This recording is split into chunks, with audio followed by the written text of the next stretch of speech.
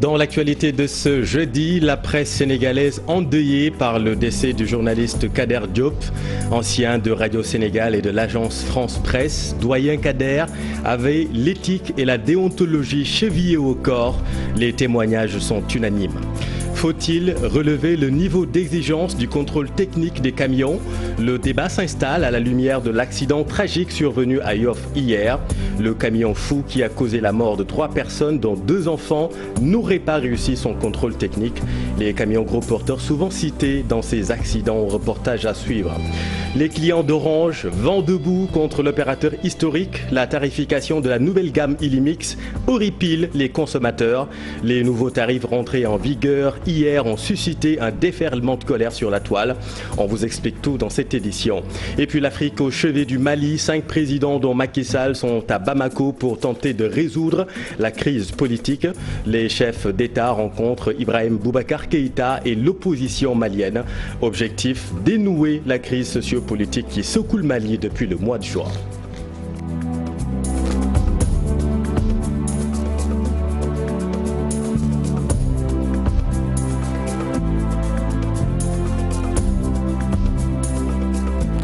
Mais d'abord, un homme de 60 ans a été retrouvé pendu dans la forêt de Makouda, dans la commune de Kataba, dans la région de Ziguinchor. La dépouille a été découverte hier matin. La gendarmerie a ouvert une enquête. La presse sénégalaise pleure. Kader Diop, le journaliste, est décédé aujourd'hui. L'homme a exercé à la Radio Sénégal, puis à l'AFP. Il fut également membre du tribunal des pairs du CORED, un grand professionnel selon les témoignages. Vous venez de m'apprendre que Kader Diop, notre camarade et ami, vient de partir pour l'infini. Dieu ait pitié de son âme.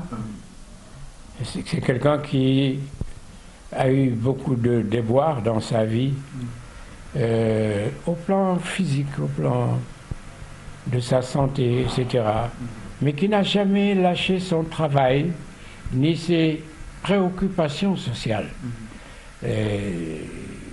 Encadré en ça par sa femme, qui est une femme vraiment qu'il faut citer en exemple. Voilà. Et Dieu sait ce qu'il fait. Il nous convoque tous à l'heure qu'il a fixée, mais je souhaite que nous laissions tous une bonne réputation, que tous nous aient connus, courageux devant le devoir. Et puis reparlons de cet accident survenu hier à Yoff. Vous le savez, l'accident, le drame a coûté la vie à 3 personnes dont 2 enfants. Encore une fois, c'est un camion défectueux techniquement qui est à l'origine de cette tragédie. Pourquoi les véhicules gros porteurs sont souvent cités dans ces accidents? Faut-il durcir le contrôle technique de ces camions? Élément de réponse, Alassane Ba, Youssou Barou. Ambiance habituelle, ici c'est le bruit des camions qui rythment le quotidien de tout ce beau monde. Nous avons tenté de les approcher pour avoir des informations sur la qualité technique de quelques-uns de ces véhicules. Mais c'est peine perdue. Trouver un interlocuteur n'est pas chose aisée. Les responsables ne sont pas sur place, nous dit-on. La plupart de ces camions sont vieux et sont de type berlier, identique à celui qui a causé la mort de 3 personnes hier à Yoff. D'après nos informations reçues du centre de contrôle technique, le véhicule circulait sans visite technique. Le centre l'avait renvoyé le 14 janvier dernier pour une contre-visite, après un 3e passage pour défaut de freinage. Mais le propriétaire n'y est pas retourné. Le berlier immatriculé DK 5227 est mis en circulation le 4 janvier 1979, date de sa dernière visite technique le 18 décembre 2018, c'est-à-dire la dernière fois où il est sorti apte du centre de contrôle technique. Certains Sénégalais rencontrés ont exprimé leur souhait de voir ces vieux camions retirés de la circulation.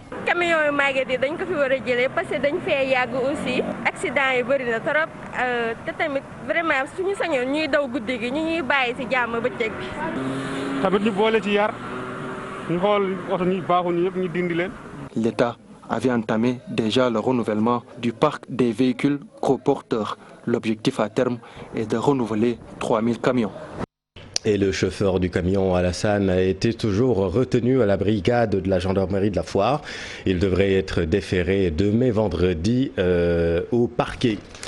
Premier décès lié à la Covid-19 à Kaffrine. Il s'agit d'un homme qui bénéficiait d'une prise en charge à domicile.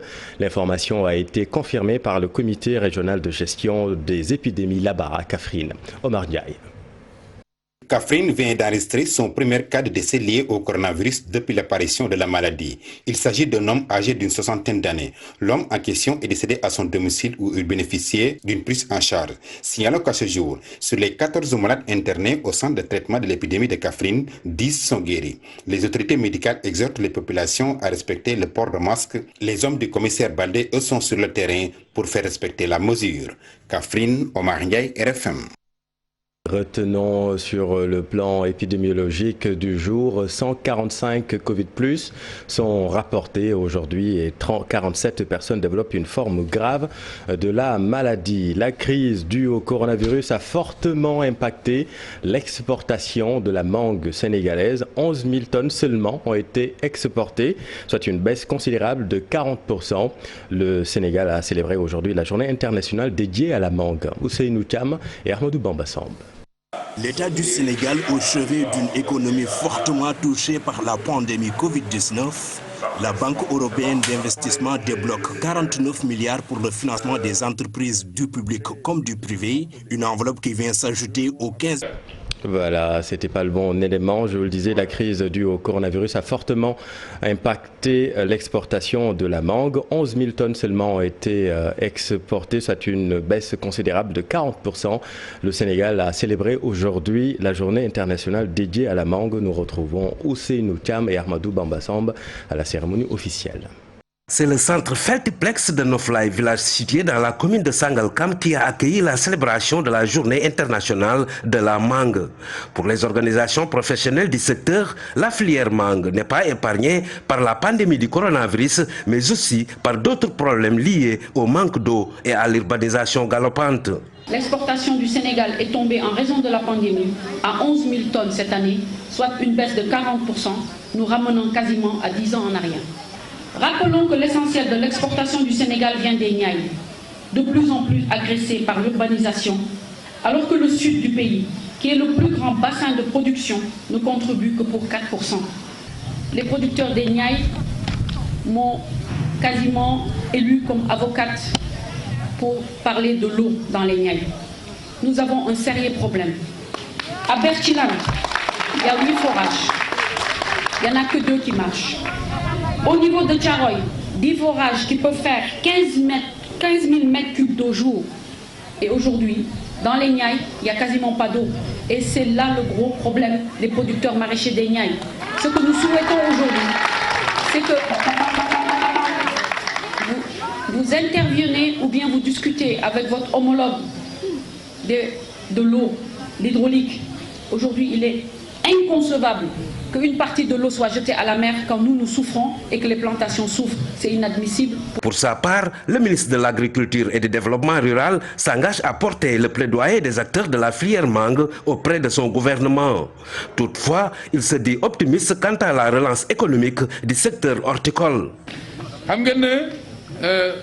Exportation mangue Sénégal mom dafa am doole te mu ngi dem kanam mbass mi ren motax mun na am dina wàññeeku tuuti mais gëm nañ ni ci weer yi di ñëw dina nekkaat fu mu nekkoon te production bi aussi dinañu ul matuwaay yëpp dinañ def plaidoyer man ak sama collègue pour que li ngeen di jàmbat fi yëpp ñu jéem ko régler parce que xam naa ni président de la République ci boppam bu yeggee loolu dinañ dimbali pour ñu régler ko.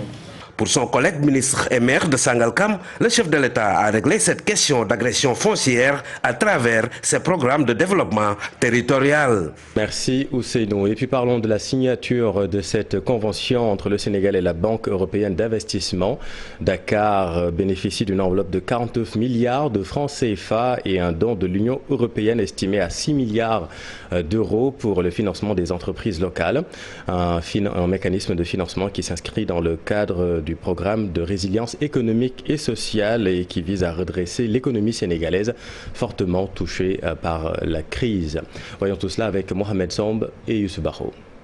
L'État du Sénégal au chevet d'une économie fortement touchée par la pandémie Covid-19, la Banque européenne d'investissement débloque 49 milliards pour le financement des entreprises du public comme du privé, une enveloppe qui vient s'ajouter aux 15 milliards de francs CFA dégagés dans le programme de résilience économique et sociale. La maturité, c'est sur 20 ans.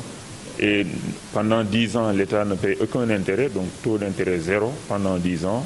Et après la 10e année, le taux d'intérêt devient seulement de 1% pendant les 10 années suivantes, ce qui est extrêmement concessionnel. Accélérer l'installation des entreprises dans les zones économiques spécialisées, le département d'Amadou-Hott déjà à pied d'œuvre pour matérialiser l'invite du chef de l'État en Conseil des ministres. Parce qu'être dans une zone économique spéciale, dans un parc industriel, permet à l'entreprise d'être beaucoup plus efficace, d'être très compétitive parce que les conditions sont très avantageuses. L'accès aux infrastructures également est plus facile, même si on sait qu'il y a encore du travail à faire côté infrastructure sur certaines zones. Et on sait également qu'il y a du travail à faire pour permettre à ces entreprises de la zone d'exporter dans la zone UEMOA et CEDEAO et avoir surtout le certificat d'origine qui permettra à ces entreprises d'être compétitives et de vendre dans l'Union de la CEDEAO ou bien dans l'UEMOA. La consommation locale parmi les piliers du programme de résilience économique et sociale, l'État ambitionne de financer l'investissement et le fonds de roulement. Maintenant, dans le cadre de la relance économique, ce que nous allons faire aussi, c'est mettre à la disposition, que ce soit des entreprises formelles ou informelles, des lignes de financement pour financer cette fois l'investissement et le fonds de roulement. Donc la relance sera essentiellement portée par l'investissement public en partie, mais surtout l'investissement privé accompagné par l'État sera porté par la consommation. Un accord financier entre l'État du Sénégal et la Banque européenne d'investissement pour rendre plus compétitives les entreprises locales avec une contribution de 6 millions d'euros. L'Union européenne participe à sortir de l'eau l'économie sénégalaise. Merci Mohamed. Nous vous l'annoncions hier, la Fédération des boulangers du Sénégal menace d'augmenter le prix du pain si l'État ne fait pas appliquer la nouvelle réglementation du secteur. Eh bien, toutes les dispositions nécessaires seront prises pour répondre favorablement aux doléances des boulangers qui menacent de faire passer le prix du pain de 150 à 200 francs CFA, affirme le directeur du commerce extérieur. En revanche, Boubacar Bouch considère que ce n'est pas le moment d'effectuer des spéculations sur le prix du pain. Le ministère du Commerce a engagé une réforme de ce secteur et cette réforme est en cours de mise en œuvre. Bon, il se trouve toutefois qu'il y a quand même des dispositifs juridiques que nous devons mettre en place et le dernier en date c'était l'installation des comités régionaux parce que derrière il y a tout un dispositif d'agrément pour les boulangers mais aussi de réglementation des distances d'installation des différents kiosques. C'est après cela que nos services pourront justement commencer à se déployer sur le terrain pour engager justement les actions de répression mais également de prévention. Ils sont déjà à pied d'œuvre et ils sont en train de mener des actions coup de poing. Mais comme vous le savez, le secteur de la boulangerie, c'est un secteur qui est à la limite désorganisé, plus de 1800 boulangeries dénombrées. Et ce n'est pas facile. Le ministère du Commerce, certes, a un service de contrôle qui veille au grain. Mais en cette période justement de Tabaski où on doit s'assurer de l'approvisionnement correct du marché, donc nos agents sont vraiment obligés de se déporter sur plusieurs terrains à la fois. L'autre grand titre de cette édition, c'est la nouvelle gamme Illimix d'Orange qui provoque l'ire des clients. Une évolution de cette offre pour mieux communiquer sur le meilleur réseau du Sénégal. A-t-on pu lire sur le SMS envoyé par l'opérateur? Seulement voilà, depuis la rentrée en vigueur de ces nouveaux tarifs, les clients font grise mine. Fatou Bintou Conté et Tierno Laurent Mendy. Ils sont très remontés contre l'opérateur de téléphonie mobile. Motif évoqué, l'augmentation des tarifs. Elle devrait au moins réduire les tarifs plutôt que de les augmenter, puisqu'on est en période de crise sanitaire. Elle devrait tenir compte de cette situation. Chaque consommateur doit faire ce que lui dicte sa conscience. Nous sommes en temps de crise, on ne peut pas tout supporter. L'association des utilisateurs des TIC s'offusque de cette hausse au moment où la population en a le plus besoin dans un contexte de télétravail. Vous savez qu'au mois de novembre dernier 2019, le gouvernement du Sénégal a baissé les tarifs des fréquences qui constituent la matière première du travail des opérateurs télécoms. Pour rappel, pendant des années, cet opérateur qui a augmenté ses tarifs s'est beaucoup plaint de la cherté des fréquences. Et pour répondre à ce besoin, le gouvernement a baissé de 20 à 30% les tarifs des fréquences. Donc aujourd'hui, la conclusion qu'on tire de cette décision prise par cet opérateur, qu'il n'est pas en train d'accompagner le gouvernement dans sa volonté de faire de l'accès Internet un véritable levier de développement. Une situation qu'il faudra régler en optant pour la portabilité. Tout utilisateur qui n'est pas satisfait des services d'un opérateur peut utiliser le service de portabilité pour changer d'opérateur tout en conservant exactement le même numéro. Il faut savoir que l'opérateur de téléphonie mobile Orange a été depuis hier l'objet de vindictes populaires de la part des Sénégalais parce qu'ayant augmenté sa communication. Et Orange Fat Bintou promet de réagir prochainement. Les pêcheurs de la Somone rejettent le décret d'aire marine protégée prévu dans leur commune. Ils estiment que ce document risque d'entraîner le chômage de milliers de pères de famille. Ils étaient en conférence de presse. Compte rendu Abdourahmane Diallo et Mamadou Gueye. Les pêcheurs de saumon très remontés contre le ministre de l'Environnement Abdou Karim Sall qui a poussé le chef de l'État à signer un décret d'aire marine protégée dans leur commune. Si on a ce décret, les pêcheurs de la Somone ne pourront plus utiliser les filets pour pêcher au-delà de 5 km. Il faut qu'ils dépassent 5 km et lorsqu'ils dépassent 5 km, les navires, les bateaux et les grands pirogues, mais aussi d'autres situations peuvent leur pousser à perdre leurs moyens qu'ils utilisent pour pêcher. Ça veut dire les filets. Ces pêcheurs estiment que cette décision de l'État a été prise sans concertation. Ils ont pris le décret sans l'aval des populations. Ils n'ont pas interrogé les populations qui travaillent dans le domaine de la pêche. Ils se sont levés un bon jour et ils ont vu le décret. Ça veut dire quoi? Le ministre Abdou Karim Sall est venu à la Somone avec ses équipes. Ils se sont concertés en privé. Ils ont pris des décisions à l'encontre des acteurs de la pêche. Ça veut dire quoi? Ils n'ont pas informé la population, même la commune, la municipalité n'est pas au courant de la chose. D'ailleurs, ils ont lancé une pétition dans la commune et la plupart des populations sont contre ce décret car il entraîne le chômage. Merci Abdourahmane. Saisie de chanvre indien à Tivaouane, 7 kg au total. Des conducteurs de moto Jakarta ont été arrêtés. Selon le commissaire, le trafic devient de plus en plus intense à Tivaouane. Voyons tout cela avec Cheikh Anta Diop et Seydou Latir. Les éléments du commissariat de police de Tivaouane, dans le cadre de leur mission régalienne, ont opéré d'importantes saisies de chanvre indien. Des individus ont été interpellés. Cette importante saisie que nous venons d'effectuer à Tivaouane, il s'agit de 7 kg de chanvre indien et quelques cornets. Un travail d'enquête ponctué par des éléments de preuve à charge ont conduit à l'arrestation de plusieurs jeunes. Nous avons également un réseau de renseignement qui squatte les rues de la ville, faisant état d'un intense trafic de chanvre indien qui s'effectuait dans un quartier de Tivaouane. C'est suite à ces informations que nous avons effectué une planque au niveau du quartier Fogny et nous avons profité de la livraison, en tout cas à un des clients, pour mettre la main sur le trafiquant. Dans le lot des interpellés figurent également des conducteurs de taxi-moto Jakarta. Tivaouane n'était pas une ville où le trafic de chanvre indien était fréquent, mais depuis un moment, avec le phénomène des motos Jakarta, donc le trafic devient de plus en plus intense dans la ville sainte de Tivaouane. Nous le constatons vraiment pour le regretter. Le commissaire de police de Tivaouane est catégorique. Ces opérations seront poursuivies et des patrouilles effectuées au niveau de tous les quartiers de Tivaouane pour lutter contre la délinquance.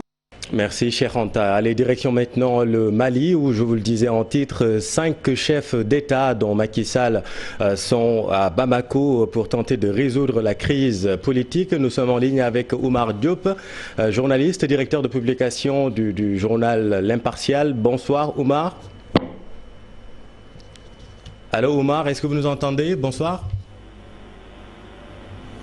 Oumar Diop, vous nous entendez, directeur de publication du journal L'Impartial au Mali. Est-ce que vous nous entendez, Oumar?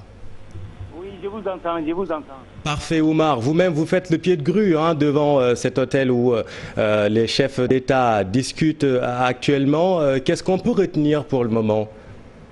Bon, il faut retenir que le débat est très houleux dedans. Comme la presse nationale aussi bien qu'internationale n'a pas eu accès à l'intérieur de l'hôtel, tout ce que nous savons quand même que les 5 chefs d'État de l'Afrique de l'Est, de la CEDEAO, ils sont toujours présents avec le M5 RFP, en tête Mohamed, Monsieur l'imam Mahmoud Diko, plus quelques représentants du M5 RFP, plus la société civile qui est représentée également dedans. Il y a encore la majorité qui est encore dedans. Donc pour le moment, ils ne sortent pas. On les attend toujours de pied ferme parce qu'ils nous ont promis une interview fracassante, Inch'Allah. Dès qu'ils seront disponibles, on fera l'interview, on vous les passera, Inch'Allah. Mais juste un mot sur comment la population malienne vit ces moments, l'arrivée de ces 5 chefs d'État, comment l'arrivée est appréciée par le peuple malien, Omar? Vous savez, la population est divisée. Tout est divisé ici au Mali. Il y a les pros, il y a les contre également. Il y a des gens qui sont pour, il y a des gens qui sont contre. Donc, le M5 RFP est sur sa décision. Ils disent qu'ils ont une ligne rouge qu'ils ne peuvent pas dépasser. Cette ligne rouge, c'est quoi? C'est la démission pure et simple du président Ibrahim Boubacar Keïta.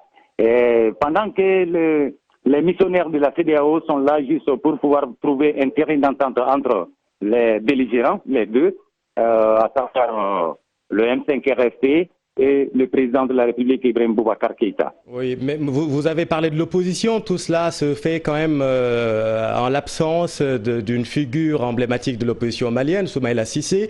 Comment également cette information est commentée là-bas, l'absence de Soumaïla Cissé? Bon, pour le moment, comme nous sommes dehors toujours, mais à leur arrivée, il y avait la population, quelques-uns qui se sont mobilisés pour pouvoir brandir sur des pancartes, rendez-nous Soumaïla Cissé, libérer Soumaïla Cissé, afin que les chefs d'État de la CEDEAO puissent vraiment en tenir compte. Et c'est partie des 5 doléances de M5 RFP également. Et sur tout ça, ils vont essayer de discuter sur tout ça. Et à la sortie, dès qu'ils sortiront avec quelque chose de potable, je vous ferai signe, Inch'Allah. Avant de vous lâcher, Oumar, je sais que vous êtes devant l'hôtel depuis très longtemps, mais rappelez-nous juste les revendications de l'opposition malienne. L'opposition malienne revendique tout simplement, bon, on ne va pas les appeler l'opposition malienne, on va dire tout simplement le M5 RFP. Oui. Le M5 RFP réclame les 5 points, c'est la démission pure et simple du président de la République, la dissolution de l'Assemblée nationale, la dissolution de la Cour constitutionnelle, et en même temps de mettre sur place un Premier ministre plein pouvoir qui va vraiment gérer les choses et mettre un gouvernement consensuel sur place. Avec la libération de Soumaïla Cissé, qui est le président de FSD. De Soumaïla Cissé. Voilà, merci beaucoup Oumar, merci beaucoup d'avoir été... Okay, à très bientôt. Merci, à très bientôt, merci d'avoir été en direct dans cette édition. Le reste maintenant de l'actualité internationale avec ce récit de...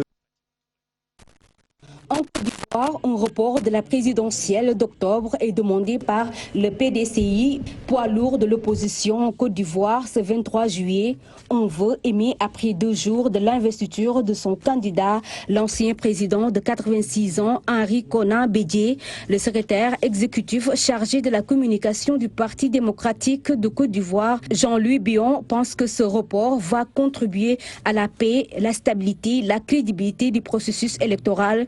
Report toutefois qui pourrait faire l'affaire du RHDP, parti au pouvoir qui n'a toujours pas officiellement de candidat à 3 mois du scrutin. En Guinée-Conakry, la procureure de la Cour pénale internationale, Fatou Bensouda, a de nouveau été saisie par les avocats internationaux du Front international de la défense de la Constitution. Pour cette saisine, le FNDC déclenche une procédure d'alerte précoce pour l'adoption de mesures urgentes aux fins de la prévention de crimes potentiels. Et enfin, au Burkina Faso, l'université Ouagadougou, l'une des plus grandes institutions d'enseignement supérieur public, porte désormais le nom de Thomas Sankara, une première au pays des hommes intègres, le célèbre porte-flambeau de la révolution d'août 1983. Ce temple du savoir public de l'État à caractère scientifique, basé à Gonzé, a été créé en 2007 pour désengorger l'université de Ouagadougou. Longtemps effacé du paysage au Burkina Faso, Thomas Sankara connaît une véritable réhabilitation depuis la chute de Blaise Compaoré en 2014. Merci Fatima. Et puis un mot de sport. Sadio Mané et ses coéquipiers de Liverpool ont reçu le trophée de champion d'Angleterre. Famara Diédhiou a de son côté convaincu les supporters de Bristol City, l'international sénégalais meilleur buteur du club de Championship. Il est aussi désigné meilleur joueur. Et puis la fédération sénégalaise de triathlon a mis fin à sa saison après 5 journées à cause du coronavirus. Le round-up de la Fédération sénégalaise de triathlon a décidé de mettre fin à la saison 2019-2020 à l'issue de la réunion de son comité directeur. L'instance a également renoncé à l'organisation de la Coupe d'Afrique de triathlon que le Sénégal devait abriter à partir du 15 novembre prochain. Merci, cher Sadibou. Et là, c'est la fin de cette édition. Merci de l'avoir suivi. L'info continue. Non Soir Info, c'est à vous, Aram. Vous recevez